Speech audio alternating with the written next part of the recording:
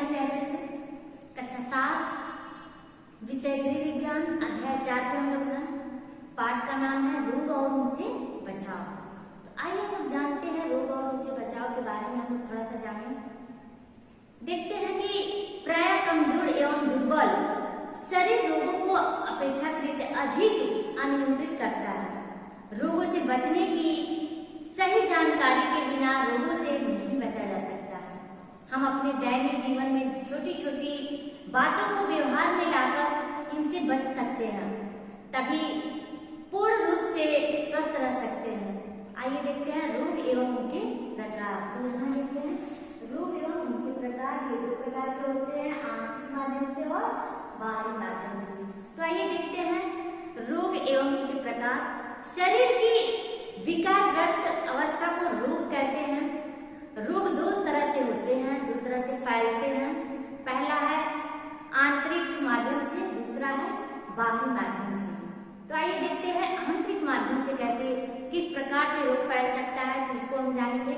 जब शरीर के भीतरी अंगों या तंत्रों में विकार उत्पन्न हो जाता है तो रक्तचाप, मधुमेह तथा हृदय रोग जैसी अनेक बीमारियां उत्पन्न हो जाती हैं, जिन्हें आंतरिक माध्यम कहते हैं।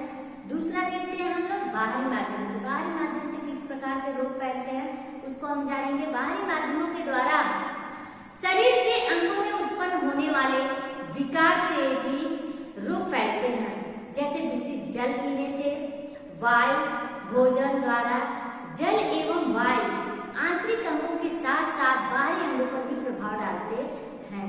तो इस प्रकार से हम लोग देखें जल के प्रकार, रोग के प्रकार आंतरिक और बाहरी।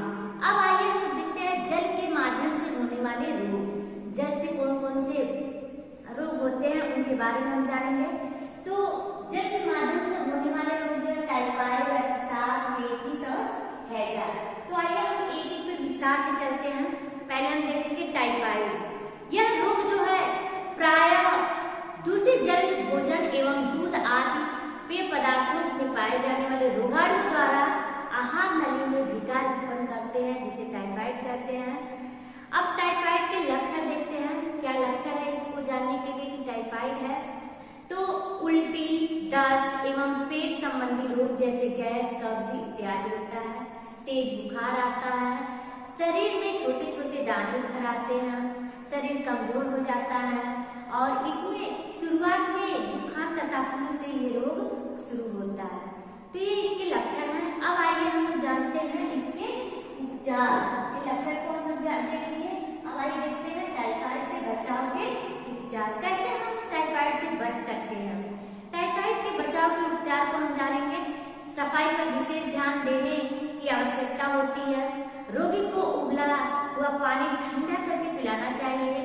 बासी फलों में सेवन से बचें, बासी फलों के सेवन से बचें। पीड़ित व्यक्ति को पूरा आराम मिलना चाहिए। तैलीय पदार्थ के बजाय दही, खिचड़ी, दलिया आदि को भोजन में लेना चाहिए। पीड़ित व्यक्ति के कपड़े समय समय पर बदलते रहना चाहिए और पीड़ित व्यक्ति के शरीर को गुनगुने पानी से करके उसे साफ करना चाहिए। साफ सफाई पर ध्यान देना चाहिए। तो ये रहा हमारा उपचार। अब हमारे प्यारे बच्चों दूसरा है अतिसार। ये रोग क्या होता है इसके बारे में हम जानेंगे। इसके उपाय, लक्षण और उपचार दोनों को जानेंगे। तो आइए देखते हैं अतिसार। अतिसार जो है पाचन संबंधी एक सामान्य रोग है। इस रोग में पाचन क्रिया बिगड़ जाती है तथा शौच असामान्य रूप से होने लगता है। यह रोग जो है मुख्यतः जल तथा भोजन के माध्यम से फैलता है। यह रोग बच्चों में अधिक पाया जाता है, परंतु बड़ों में भी कभी कभी यह रोग होता है। आइए देखते हैं अतिसार रोग के जो है होने के कारण। क्या कारण है कि अतिसार रोग होता है, इसके कारण को जानेंगे। अतिसार रोग के होने वाले कारण को हम जानेंगे। तो यह रोग जो है अपच के कारण होता है। यह रोग दूषित जल पीने या बासी भोजन करने से होता है। अनियमित समय पर भोजन ग्रहण करने से भी यह रोग हो जाता है। बच्चों को गाढ़ा दूध यानी भैंस का गाढ़ा दूध पिलाने से भी यह रोग हो जाता है। तो हमारे प्यारे बच्चों, इसको आप ध्यान में रखिएगा। अब हम लोग टाइफाइड अतिसार देखे हैं। अगले भाग में हम लोग चलेंगे इसके लक्षण और उपाय के बारे में।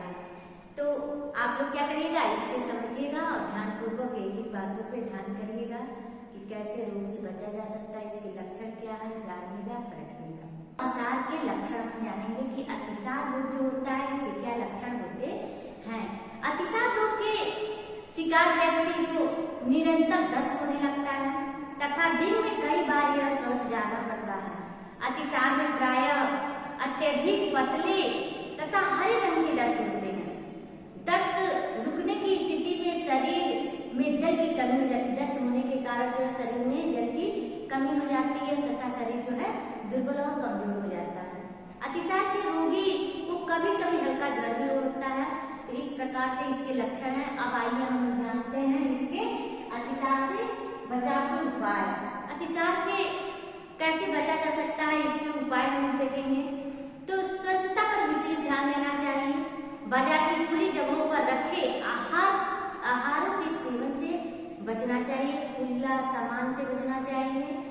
बच्चों को अस्वस्थ वस्तुएं मुंह में नहीं डालने देना चाहिए तथा इनको दूध की बोतल जो है वह नियमित सफाई गर्म पानी से करनी चाहिए। वर्षा ऋतु में जल को उबाल कर पिलाना चाहिए, उबाल कर ठंडा करके पिलाना चाहिए क्योंकि इन दिनों में जल संक्रमित हो जाता है। अतिसार से ग्रस्त रोगी को अन्य बच्चों के निकटतम या संपर्क में नहीं लाना चाहिए तथा योग्य चिकित्सक की देख रेख में इसका उपचार कराना चाहिए। तो हमारे प्यारे बच्चों, ये था हम लोग के अतिसार से बचाव के उपाय। अब आइए हम लोग देखते हैं पेचिस। पेचिस क्या चीज है, पेचिस कैसे फैलता है, इसके लक्षण और उपाय हम जानेंगे। तो पेचिस एक ऐसी बीमारी है, पेचिस संक्रमित जल से होने वाला पाचन संबंधी रोग है। इस रोग में व्यक्ति की मल त्याग प्रक्रिया बिगड़ जाती है। अब आइए देखते हैं पेचिस रोग होने के कारण कैसे होता है, इसका कारण क्या है। तो संक्रमित जल तथा भोजन ग्रहण करने से यह रोग होता है। मक्खियों द्वारा संक्रमित किए गए भोजन को ग्रहण करने से भी पेचिस रोग होता है। इस रोग की उत्पत्ति जो दो प्रकार के रोगाणुओं के संक्रमण से फलस्वरूप होता है। इनमें एक है अमीबा, दूसरा है बैसिलरिया। बैसिलरी जीवाणु जो होते हैं, ये दो जीवाणु होते हैं। जो पहला है अमीबा और दूसरा है बैसिलरी जीवाणु जो होते हैं, इनसे ये रोग फैलता है। अब आइए देखते हैं पेचिस रोग के लक्षण। इसके लक्षण को हम जानेंगे। पेचिस रोग के लक्षण कैसे हैं। पेचिस रोग से व्यक्ति को बार बार दस्त होते हैं। व्यक्ति जो है बार बार दस्त करता है। पेचिस रोग की स्थिति में दस्त के साथ साथ पेट में ऐंठन हो जाती है जिससे बहुत अधिक बेचैनी का अनुभव होता है। पेचिस रोग बढ़ जाने पर आंख के साथ साथ रक्तस्राव भी होने लगता है। तो ये है इसके लक्षण। अब आइए हम जानते हैं इसके उपाय और बचाव। देखिए इसके कहा गया है, यहाँ देखिए पेचिस रोग से बचाव के उपाय। पेचिस रोग के उपाय क्या है। पेचिस रोग से उपाय के लिए निम्नलिखित हम लोग उपाय कर सकते हैं, निम्नलिखित प्रयोग कर सकते हैं। भोजन की स्वच्छता पर विशेष ध्यान देना चाहिए। सामान्यतः जल को उबाल कर पीना चाहिए। खाद्य सामग्री को मक्खियों से बचा कर रखना चाहिए। रोगी व्यक्ति को खुले स्थान पर मल त्याग नहीं करना चाहिए। तालाब, कुओं तथा टंकी व टैंकों के जल में नियमित रूप से लाल दवा डालने की व्यवस्था की जानी चाहिए। तो हमारे प्यारे बच्चों, ये रहा पेचिस के कारण, लक्षण और उपाय हम लोग जाने। अब आइए हम लोग जानते हैं हैजा। हैजा किस कारण से फैलता है, इसके बारे में हम जानेंगे। इसे कालेरा रोग भी कहते हैं। हैजा को कालेरा रोग भी कहते हैं। यह एक भयानक रोग है। प्राथमिक उपचार न मिल पाने से रोगी की मृत्यु भी हो सकती है। यह इतना भयानक रोग है कि तत्काल उपचार न किया जाए तो रोगी की मृत्यु हो सकती है। यह बीमारी कभी कभी महामारी का रूप भी ले लेता है। तो अब इसके उपचार के पर्याप्त साधन उपलब्ध है। दूषित जल पीने से यह बीमारी होती है। उल्टी व दस्त लगातार बना रहता है। इससे रोगी में पानी की बहुत कमी हो जाती है। मक्खियों की हैजा फैलाने में सबसे अधिक भूमिका होती है। इस रोग को फैलाने के लिए मक्खियां जो होती हैं सबसे तेज फैलाती हैं। अब आइए इसके लक्षण को जानते हैं। हैजा रोग के लक्षण क्या है? तो हैजा रोग के लक्षण है पतले व सफेद रंग का दस्त आना, बार बार उल्टी होना, अत्यधिक प्यास लगना, पेट की मांसपेशियों में ऐंठन होने लगती है, पेशाब ठीक से नहीं होता है। तो ये रहा इसके लक्षण। आइए हम देखते हैं बचाव एवं उपचार। इसके बचाव एवं उपचार के बारे में जाने। हैजा से कैसे बचा जा सकता है, इसका उपचार क्या है? तो उबले पानी में जीवन रक्षक घोल मिलाकर लगातार पिलाते रहना चाहिए। उल्टी एवं दस्त के स्थान को अच्छी तरह से फिनाइल आदि से धोना चाहिए। पानी नियमित रूप से पिलाते रहना चाहिए।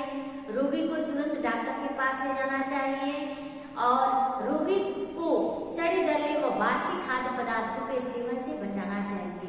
रोगी एवं उसके आसपास के वातावरण को साफ रखना चाहिए और उसके आसपास का वातावरण जो है साफ सफाई से रखना चाहिए। तो ये रहा हमारे हैजा के लक्षण एवं उसके उपचार एवं बचाव के बारे में हम जाने। तो हमारे प्यारे बच्चों, ये रहा आपका लेसन समाप्त हो गया। अध्याय 4 कैसे रोग और उनसे बचाव लेसन का नाम था। इसके बारे में हम लोग सभी एक एक बिंदु पे दृष्टिगत किए हैं। अब आइए हम लोग अगले अध्याय पे इसका प्रश्न उत्तर हम आप लोग को लिख के PDF फाइल में भेज देंगे और आप लोग जो है इसके बाद का वीडियो अगले पार्ट पे बनेगा। तो आप लोग उसको ध्यानपूर्वक से इसे कापी में लिख लीजिएगा और पढ़ लीजिएगा।